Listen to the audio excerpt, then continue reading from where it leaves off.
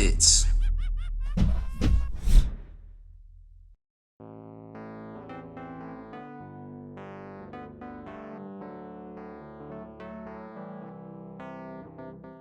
What's up, hobby maniacs? Rob Barrett here today with a look at the new Warhammer Age of Sigmar, basically starter rule set, I guess. This is the 96-page, starter pamphlet that came with the new Age of Sigmar starter set that contains all the data scrolls and some of the, starter missions, and also some of the paint guides, the pageantry of war, just the miniatures gallery, etc, etc, etc. It's basically, like a faux starter box. It's the size of a Space Marine Codex, and it's pretty cool looking. They've done a very good job with it. They've laid it out well, as we'll see. Now, obviously, this is very well done. It's not, a hardcover, but it's definitely what we're used to getting as far as, the older pre-hardcover books, I feel like, in the past there. So once you open it up and you start to kind of take a look at it, obviously, really very well done, graphics and layout here at Games Workshop always excels at that sort of thing, I feel like. You start looking through it, and you get to the table of contents here. Now, you're going to notice this is very traditionally laid out, something like an army book or perhaps a 40K codex if you're more familiar with that. You've got the contents here, and of course you've got the introduction, basically 20 pages, of fluff, kind of what's going on, introduction into the Age of Sigmar, catch you up from the end times kind of thing. Then it gets into the actual pageantry of war, where they're just kind of showing you a lot of the different things, kind of, some painting, some kind of like profile shots, some paint schemes, I guess you could say. And then you start getting into the Fire and Thunder section, which is, the actual battles themselves, I guess. So there's 7 or 8 of them in here, and they start with basically the two lords fighting, and then kind of progress into both sides, kind of all the miniatures kind of fighting type thing. And then you got some shots of the two armies clashing, which would be the normal, Eddie Metal kind of gallery thing that we've come to expect out of some of these books. Then you get the Legends of War, which are the actual rules for the models themselves, the War Scrolls as they call them. And in the back of all that is the War Scroll battalions. There's one for each of them, and those are what we would consider formations if you wanted to, associate it with like Warhammer 40K terminology, if you're more familiar with that. So just, briefly, we're just going to kind of show you some of this stuff. So obviously, they're going all in on this. I mean, this is very, very cool looking stuff. I mean, look at this, the drawings, it's obviously very, very spectacular stuff that we hadn't seen, good quality artwork here. This isn't the Raymond Swalland stuff that's on the cover that we've seen the 40K codex art in the past. This is something different. They got some new people in there doing some artwork and things. And to tell you what, if we had seen some of this stuff in the past, we probably wouldn't even have known what what some of it was if it had leaked. And we're like, what the crap is that? It's like, I don't know. Anyways, now if you had followed along in some of the end time stories, they had kind of foreshadowed like some of these Sigmar dudes walking around in crazy armor. Not exactly sure how all of that ties in, but obviously they are definitely describing these guys here. There is no, doubt in my mind, unless they were Grey Knights, I guess. But basically, the two parallels are very, very similar. Then you get into this section here where they're kind of showing you all sorts of, what's going on, the chaos and the Twin Tail Comet, some of these other symbols that we're not really sure what all of this stuff is here. And then, of course, hey, who's that? That's not Slaanesh. And then, that set off a firestorm earlier in the week that if you, obviously familiar with this sort of thing, that should be the Slaaneshi symbol, as Slaanesh is the 4th god of chaos, the youngest, and it isn't there. And we don't know who that is. Could be the Great Horned Rat, could be Marathi, could be Malkieth, could be none of the above, could be Slaanesh transfigured. We don't really know. I'm sure they will let us know in the near future, because you can't just let things like that go. Then you've got the realm of the mortal realms, which I guess there's 7 of them, also correspond to the actual lords of magic from Warhammer Fantasy itself. So more familiarity kind of things there, obviously. And then you get into, talking about chaos, what's going on. They took over 6 of the 7 realms or whatever. I guess it's 9 realms rather. And I like this picture here because it reminds me of the old, in the 80s, the Generation 1 trans Transformers, they had these crazy pictures of, you know, these crazy space battles, and it just kind of reminds me of that, like the same drawing style and things. It's just really cool to see. I was like, oh man, I totally dig that. And then you get into the Celestial Realm, which is basically where Sigmar is now. They call it Azerheim. That's like, you know, the last city, the last bastion of you know, goodness, you know, the Zion of the Age of Sigmar. And then you get into the factions themselves, and we've seen all this in the past week or so. I think it was even in the White Dwarf. So then you get into Storm-Made Flesh, and they kind of describe basically how Sigmar Storm works. You know, some spectacular close-ups of all the models, very cool looking stuff. You know, obviously this rule book is very, very well done, very well laid out. You know, they took a lot of time and effort to put these model shots together, to lay it all out. Very good looking stuff. Now, also what came in the rules as well was a nice hard, basically a hard cardstock 4-page kind of flip insert of the rules themselves for Age of Sigmar. Now, normally we'd be like, oh, those are just starter rules, but we all know those 4 pages are the only rules for Age of Sigmar. But it was kind of nice to see it, you know, done really well on some nice UV coat, you know, kind of cardstock, you know, print and things. It was just very, very well done. And, you know, it's better than just print it out or put it in your iPad when you can just pop it in your pocket or your bag and just kind of go up to the game store and play. So Fire and Thunder is the section here where we're going to get into the actual rules, or excuse me, the missions themselves. And they give you the breakdown, kind of how it works, how to win, some hints and tips and things like that, just because, you know, they want you to have fun, and that's what it's all about, right? So you get into the first mission, which is No Quarter, which is basically the 2 leaders fighting against each other, and then it kind of progresses from there, where, you know, they're trying to hold a couple passes from some reinforcements getting in, while the Sigmarites are trying to open the portal to let the rest of the forces in to the realm that, you know, Sigmar's basically trying to invade and start taking back the 9 mortal realms there. So it just kind of goes on and gets into there. Then you got the Battle Unleashed, which is, you know, talking about the actual battle itself. It's some really great spectacular shots of models and different things. And this is where you start seeing a lot of those models that were on round bases from the Warhammer world grand opening back in May. We saw a lot of models on round bases, and people were like, what is going on? But if you think about it, all of those shots of all those models on round bases are all the models in these pictures. So basically they did up a bunch of models to take pictures for this particular, you know, book here. And that's what everybody saw, because they just put them out on display, and people were like, yo, why are those things on round bases? That being said, some of these actually we had seen way earlier, you know, back last fall, as a matter of fact. So this has been under wraps for quite some time.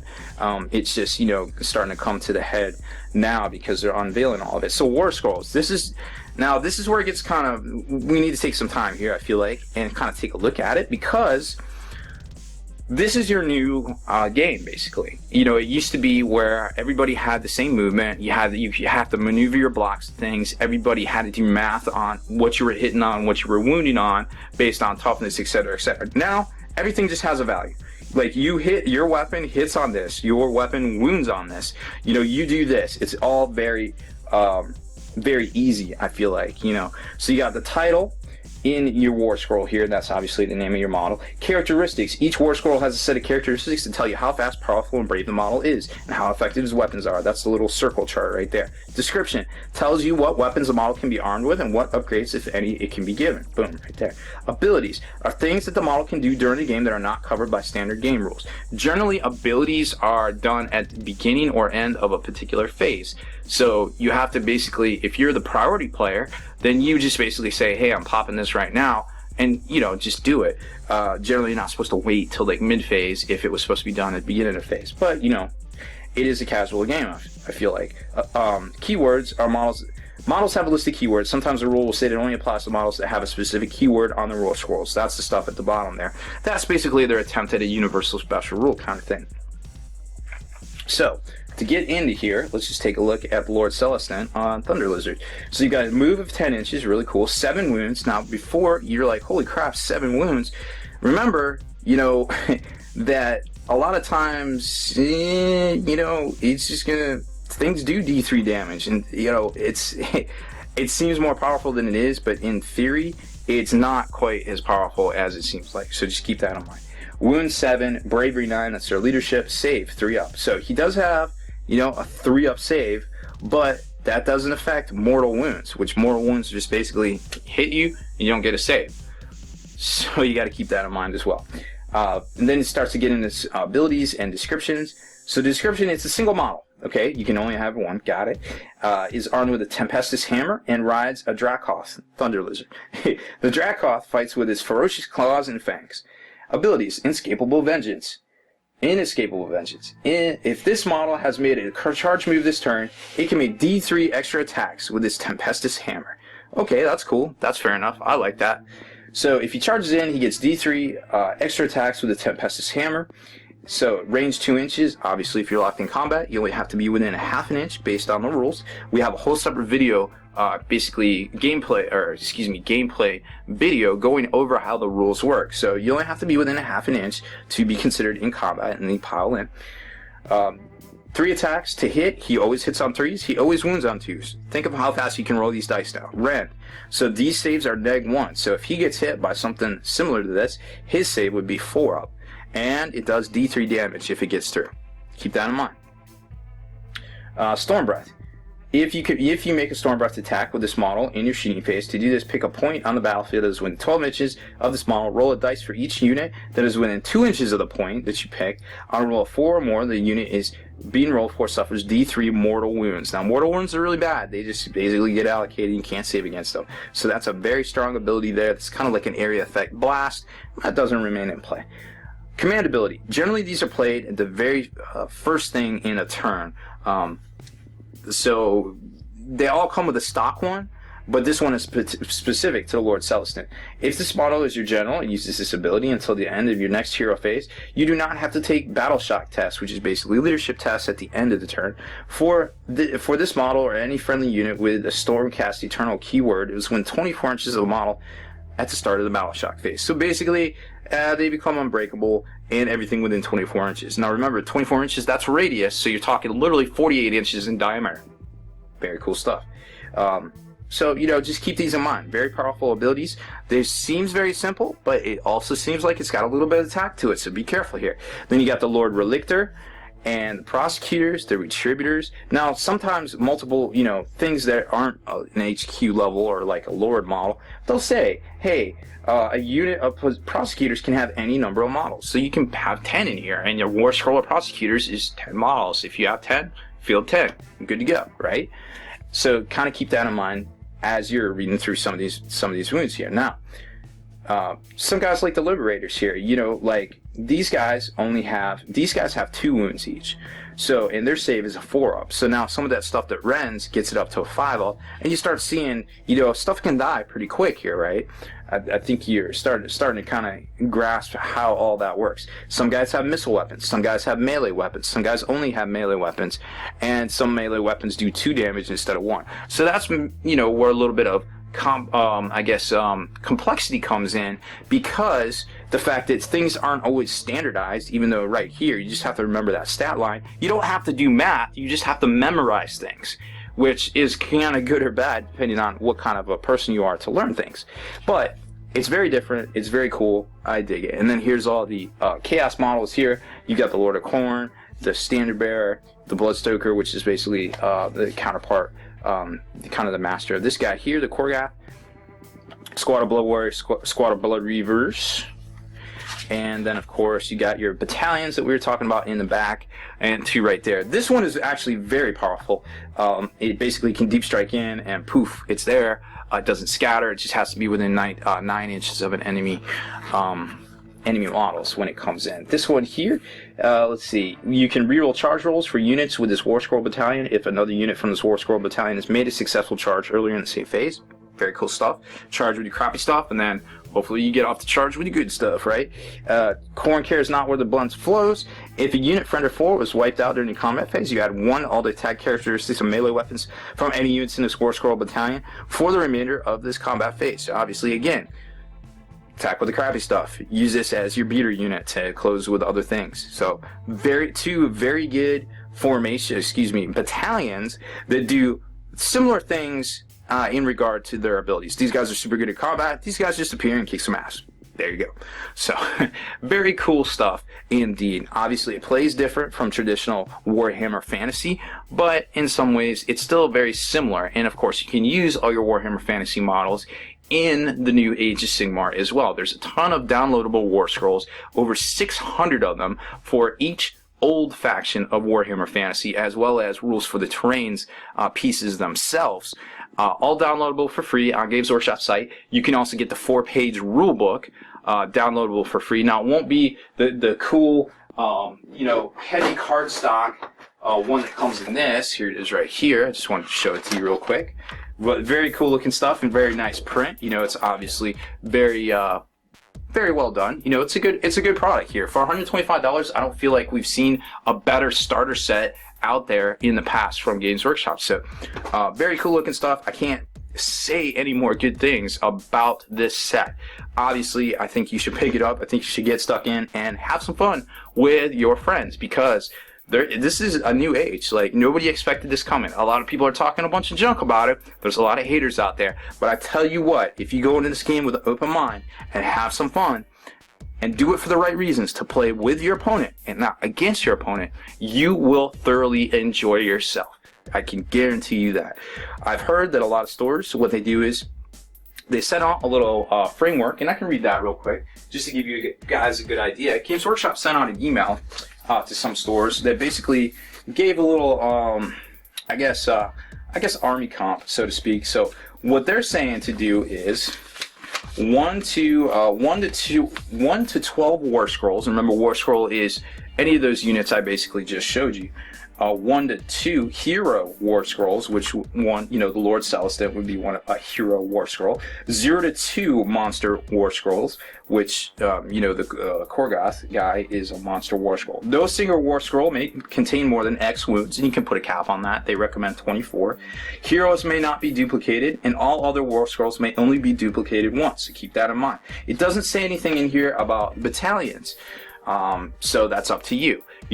Again, you can take a battalion. You can just look at your buddy and say, hey, let's just pick a battalion. All of the new downloads from Games Workshop have battalions in the back of, at the end of all the war scrolls. Even the Beastmen, which only have 20 world scrolls, have, I think, like 4 battalions in the back of their downloadable Age of Sigmar rules. So that's really cool to see. They're out there. You can play this game. There is no right and there is no wrong way to play this game.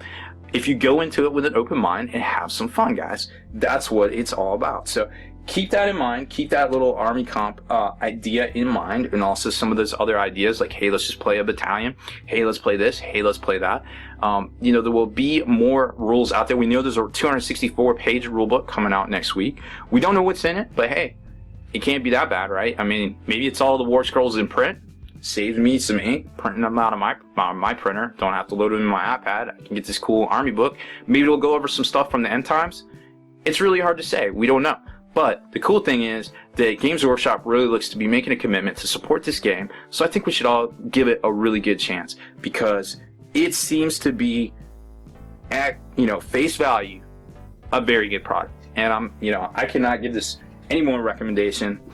And I'll tell you what, if this product does well, we could honestly see 40K going this way in 3 to 4 years, I imagine. So that's about it for this video, guys. I hope you really enjoyed it. This is the last video in the series till we get to some actual, rolling some dice with some models, which I personally can't wait to do myself. So I'm going to be working on some of these models in my spare time, of which I generally have none. It's all about the hobby for you guys. So make sure you stay in the trenches, subscribe to the YouTube channel, check out the blog, spikybitsblog.com, and head on over to the longwar.net. That's the home of the battle reports. For exclusive content and early access videos, become a veteran of Long War today.